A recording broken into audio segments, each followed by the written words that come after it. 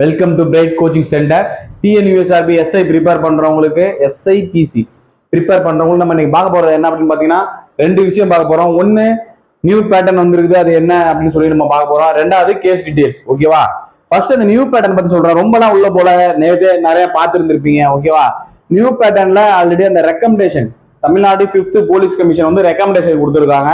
அது எந்த காலாண்டு அந்த இயர்ல கொடுத்துருக்காங்க அப்படின்னா 2023ல இருந்து 24, அதாவது 23 ஏப்ரல் 1ல இருந்து 24 மார்ச் 30 அந்த வருஷத்துக்குள்ள அவங்க அந்த நோட்டிபிகேஷனை எடுத்திருந்திருக்காங்க. அந்த ரெக்கமெண்டேஷனை கொடுத்துருந்துருக்காங்க.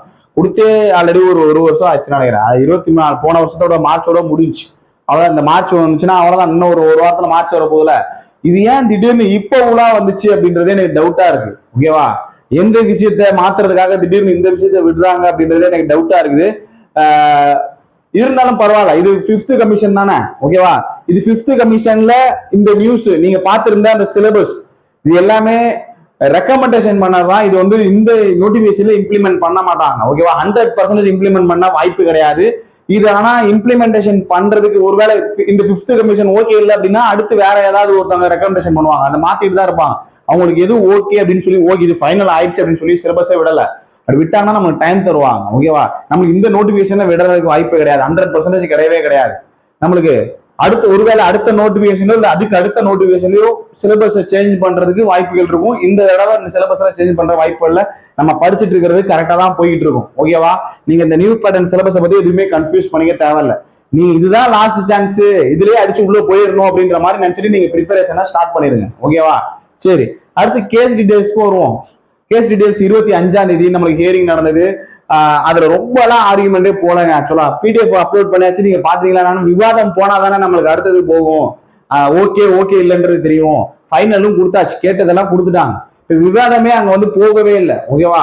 விவாதம் பண்றதுக்கு அவங்க டைம் கேட்கறாங்க. மறுபடி எனக்கு அடுத்த ஹியரிங் கொடுங்க அப்படின்னு சொல்லி டைம் கேட்டு, இப்ப அடுத்து கவர்மெண்ட் சைட்ல என்ன கேட்கறாங்க அப்படின்னா, எனக்கு 2 நாளே ஹியரிங் கொடுங்க அப்படின்னு சொல்லி கவர்மெண்ட் சைட்ல கேட்டும், ஆனா வந்து அவங்களால கொடுக்க முடியாம தேதி இப்ப அடுத்த ஹியரிங் எங்க போட்டுருக்காங்க அப்படின்னு பாத்தீங்கன்னா மார்ச் 3ஆம் தேதி நெக்ஸ்ட் ஹியரிங், அதாவது திங்கட்கிழமை கொடுத்துருந்துருக்காங்க. ஓகேவா? அதாவது அந்த 41 பேரு எல்லாமே கவர்மெண்ட் சைட்ல எல்லாமே கொடுத்து அந்த 41 பேருக்கு வந்து ஒரு நெகட்டிவாவே முடிவு வர மாதிரி ஒரு ஷாக் ஆகும். அது திருப்பி அலசி ஆராயணும்ல. ஏன்னா இவங்க லாஸ்டா அப்டேட் பண்ணாத அந்த 3 பிடிஎஃப் அப்டேட் பண்ணது ஒரு நாளைக்கு முன்னாடி, கேஸ் ஹியரிங் கூட ஒரு நாளைக்கு முன்னாடி தான் அப்டேட் பண்ணாங்க. நான் அதோட வீடியோ போட்டு இருந்திருப்பேன். அப்போ அதை அவங்க முழுசா பார்த்து என்ன அவங்க பண்ணிருக்காங்கன்றத கண்டுபிடிக்க டைம் வேணும்ல. அந்த டைம் தான் இது மார்ச் 3ஆம் தேதிக்குள்ள. அதுல ஏதாவது ஒரு டேட்டா சிக்கி அதை வச்சுதான் அவங்க ஆர்குமெண்ட்டை ஸ்டார்ட் பண்ணுவாங்க. எப்படி போயிட்டு இருக்குன்றது அவங்க சைட்ல இருக்கிற அந்த 41 பேருக்கும் பிளஸ் அவங்க சைட்ல வாதாடுற வக்கீலுக்குமே தெரிஞ்சுது. ஓகேவா? 3ஆம் தேதி தான் மறுபடியும் தெரியும் ஆர்குமெண்ட் எப்படி போகுது அப்படின்றது. அப்பயும் சரியா ஆர்குமெண்ட் போல அப்படின்னா இன்னொரு வாய்தா போறதுக்கும் வாய்ப்பு இருக்கு. அது மொத்தம் மார்ச்ல தான் பாதியில தான் முடியும்னு நினைக்கிறேன். ஓகேவா? ஒருவேளை அந்த ஹியரிங்லயே முடிஞ்சிருச்சு அப்படின்னா கோர்ட் ஆர்டர் நம்மளுக்கு கோர்ட்ல சொல்லுவாங்க என்னன்னு சொல்லிட்டு, முடிவு என்னது அப்படின்னு சொல்லி கோர்ட்டே ஆர்டர் கொடுப்பாங்க. பொறுத்திருந்து தான் பார்க்கணும் மார்ச் 3ஆம் தேதி வர. ஓகேவா? திங்கட்கிழமை தான் நமக்கு தெரியும். அதனால கேஸையும் போற போக்குல போட்டு அவ்வளவுதான். நம்மளுக்கு தேவை ஆனா ஏப்ரல்ல நோட்டிபிகேஷன் வந்துடும். நம்மளுக்கு மார்ச் தானே போயிட்டு இருக்கு. அவங்க கவர்மெண்ட் சைட்ல ப்ரெஷர் பட்ஜெட்குள்ள முடிச்சாகணும். அந்த சைட்ல ஃபுல்லா முடிச்சிருங்க. அப்பதான் கவர்மெண்ட்ல இங்க பட்ஜெட்ல வந்து வாசிப்பாங்க. எந்த வித நெகட்டிவ் ஷேடாவும் வரக்கூடாது நம்ம காவல்துறை இதுல. ஏன்னா காவல்துறை யாரு கீழே இருக்குன்னா முதலமைச்சர் கீழேயே இருக்குது. அவருடைய பிரிவு தான் காவல்துறையில வந்துடும். அமைச்சரவை பிரிவு தான் காவல்துறை. ஓகேவா?